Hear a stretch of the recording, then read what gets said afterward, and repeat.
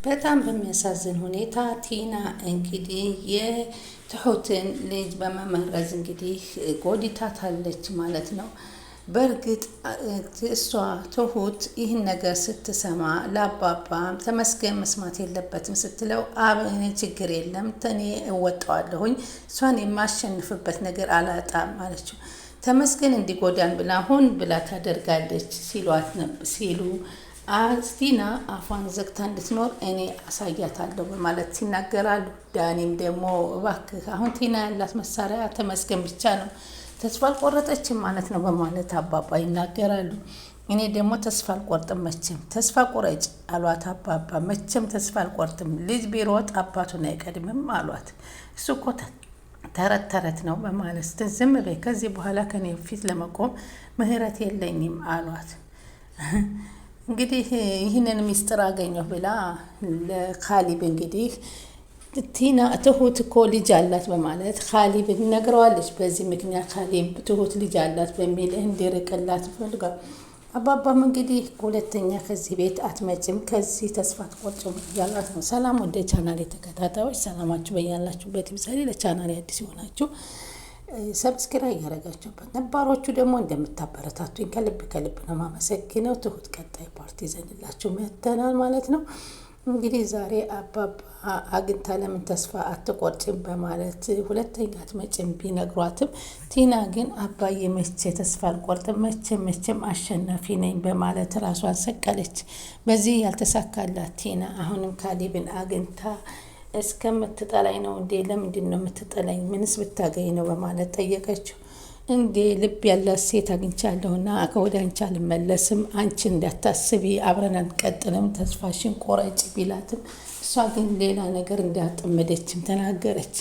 ትልቅ መረጃ እጄ ላይ ያለው በዚህ አስፈራርቼ ወደ እነ ካሊብ ቤት እገባለሁ በማለት ነግራው ነበር። ነገር ግን ዳኒ ተረጋጊ፣ እኔ ነገሮች እንዲስተካከላሉ አደርጋለሁ፣ ይልቁንስ ይህንን ነገር ያለ ገንዘብ ስለሚያስመጣልን ተረጋጊ፣ የተሻለ ሀሳብ አለ ብሎ ሀሳቡን ይህንን እስከሚያደርግ እንድትታገስ እንደምንም ቢታመንም ቲና ግን አሁንም ከስህተቷ አትታመንም እና ለካሊብ የሆነውን ነገረችው። ትሁት ከተመስገን ልጅ አላት በማለት የካሊብ አባት እንዲሁም ሚስጥራዊ የያዙትን መረጃ እውነታውን ፍርጥ አድርጋ ተናገረች።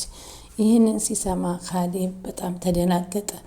ምክንያቱም ከትሁት ልጅ በፍጹም አልጠበቀምና።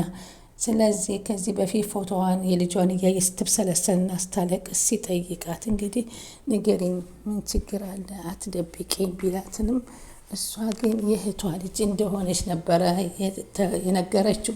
ቢሆንም ግን ካሊብ የሸወደው ብትሞክርም አባትየው ከእውነታ መሸሽ አልቻሉም እና ለአባባ ትሁት እውነታውን ነግራቸው ነበር።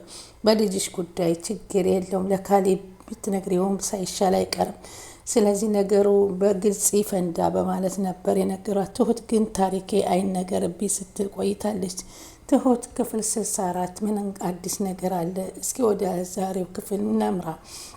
እንግዲህ ባለፈው ክፍል እንደተመለከትነው ዳኒና ቲና ተገናኝተው ወደዛች ቤት ተመልሼ እገባለሁ፣ ብዙ ነገር ካደረግሽ በኋላ እንዴት ትገቢያለሽ?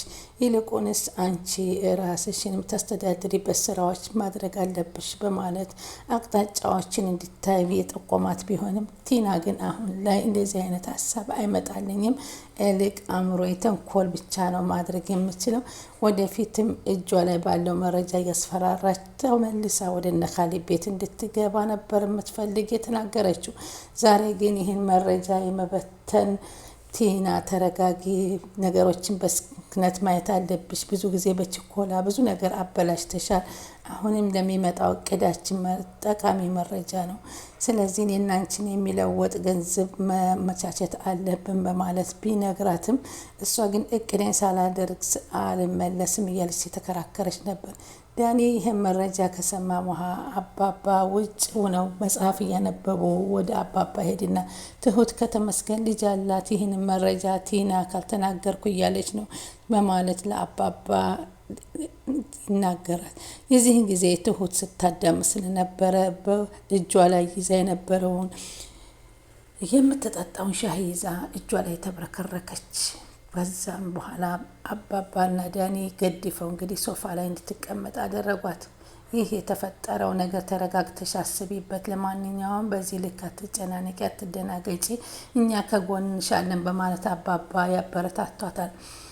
ከዛም ሲያበረታቷ ካሌብ ሰሞኑን ከኔ ጋር የደበቀችው ሚስጥር እንዳለ ይሰማኛል፣ አንቺና አባባ ምን እያላችሁ ምንስ ከጀርባ እየዶለታችሁ ነው በማለት እንግዲህ ትሁትን ይጠይቃታል ካሌብ። እሷም በመደናገጥ ምንም አዲስ ነገር የለም፣ ምንም ያደረግነው ነገር የለም በማለት አለባብሳ አልፈዋለች። አባባ ግን ለካሌብ ለምን አትነግሪውም በማለት ትሁትን ይጠይቋታል። አባባ ይሄ ነገር መናገር የለብኝም፣ ገና ፎቶን ሲመለከት የኔ ልጅ ናት ብዬ እውነታውን አላወቀም ነበር። ስለዚህ አሁን እውነታውን ብነግረው እኔም በጣም ይጠላኛል፣ እምነት ያሳጣኛል ከካሌብ ጋር አለችው። ዳኒም እንግዲህ ቲናንም በአንዳንድ ነገር እያገዛት ነው። ከዛም እንግዲህ የተወሰነ ብር እየሰጣት እንግዲህ እዛ ጋር አብራው አለች። በግልጽ አስረድተዋለች። ቲና አሁን ላይ ማንም ከኔ ጋር ነው ያለችው በማለት እንግዲህ እየነገራት ቢሆንም ኤደን ግን በፍጹም ካንተ ጋር እንዴት ትሆናለች ወይንስ ፍቅሩ አልወጣንም በማለት እንግዲህ ከዳኒ ጋር ተቆጥታበታለች። በእርግጥ ኤደን ይህን ነገር ብትናገርም አይደንቅም። አንቺ እንዳሰብሽው አይደለም፣ አስረዳሻለሁ፣ ስላሳዘነች ነው ጎዳና ላይ ወጣ የመጠጊያ ያለ ስትል ደወለችልኝ። በዛ ሁኔታ ትቻለ ሄዳት አልቻልኩምና በንጹህ ወንድምነት አንስቼ አስጠግቻታለሁኝ እና በንጹህ ፍቅርን ወንድምነት ሊረዳት እንደቻለ ይገልጽላታል። ኤደንን እንደምንም ብሎ አሳመኗ። እንግዲህ ከቲና ጋር ልታደርገው ያሰብሽው ነገር ምንድን ነው በማለት ይጠይቃታል። እሷም አንድ በአንድ መረጃዎችን መበተን እንደሆነ ትነግረዋለች። ተመስገን ይህንን ነገር አወቀ ማለት ትሁትን ይገላታል ካሌብ። ይህ ትልቅ ስኬቴ ነው በማለት ይነግራታል። ቆየን የፍቅር ተረጋጊ፣ የተወሰነ ጊዜ ብቻ ተረጋጊና አብረን እንወስናለን በማለት እኔ ካንቺ ከተለየ ጥሩ ሀሳብ አለ በማለት ቲናን ለማረጋጋት ይወስን ነበር። ዳኒ ከወትሮ በተለየ ተቀይሮ ሀሳብ ያመጣ መስሏት በጣም ተደሰተች። እውነትህ ነው ዳኒ ከጎን ትሆናለህ ብላ አመነችው። ትደግፈኛለህ አለችው። በሚገባ እገድፍሻለሁ፣ ግን እነዚህ ነገሮች ጥሩ አይመጡም፣ ለአንቺ አትቸኩይ በማለት ነበር ያላት። ምንም በማያስነቁ ሁኔታ ገንዘብ እንዲያስመጡ እንፈልጋለሁኝ በማለት አሳመናት። ቲና ከሄደን ጋራ ጎዳና ጋር ተገናኝታ ነበር። አሁን እየሰራሽን ተከፍሎሻል፣ ጥሩ ቦታ አግኝተሻል በማለት ኤደን ሳታናገራት ትታት ሄዳለች። በዚህ ሁኔታ የተናደደችው ቆይ ባልሰራላችሁ በማለት ፉከራዋን ቀጥላለች። በእነ ካሌብ ቤት አጠገብ እንግዲህ የተሽከረከረችም አባባ ይመለከቷታል። በዚህ ሰፈር ምን ታደርጊያለሽ ወይንስ ተስፋ አልቆረጥሽም? ምን እያደረግሽ ነው በማለት ይጠይቋታል። እሷም አባባ የሞተ ሰው ብቻ ነው ተስፋ የሚቆርጠው፣ እኔ ተስፋ መቼም አልቆርጥም፣ እኔ አሸናፊያችሁ ነኝ፣ ቆይ ባልሰራላችሁ እውነት አባባ አሸንፈሃለሁ ሲሉ አይ አሉ ልጅ ቢሮጥ አባቱን አይቀድምም፣ ቦታሽን ፈልጊ፣ ሰከን በይ፣ ከእንግዲህ በኋላ የካሌብ አባት ቤት አይገኝም ወይንም ካሌብም አይገኝም በማለት አመነጫጨቋት። አይደለም ስድብ የዱላም ቅጣትም ቢያንሳሳት ነው። ነገር ግን ቲና ምን ሊያስተምራት ይችላል? ዳኒ ከተመስገን ትሁት እንዳለችው ከሰማ በኋላ ይህንን ለኤደን ሲነግራት ኤደን በጣም ደነገጠች። ትሁት እኮ ከተመስገን ልጅ አለ መሰማሁ በማለት እንግዲህ ለቲና አማካኝነት እንደሰማ ለኤደን ነገራት። ይህ ምስጢራዊ መረጃ ለትሁት ከባድ ነገር እንደሚፈጥርባት እየገለጸ ነው። ይህን ስትሰማ ለመጀመሪያ ጊዜ ኤደን በጣም ነበር የደነገጠችው። እንዴት ሊሆን ይችላል? እውነትህ ነው አለችና ጠየቀችው። ታዲያ እስከ መጨረሻ አሳመናት። አሁን ስለዚህ እያሰበች ነው። ስለዚህ ትሁት እየተጨናነቀ ነው።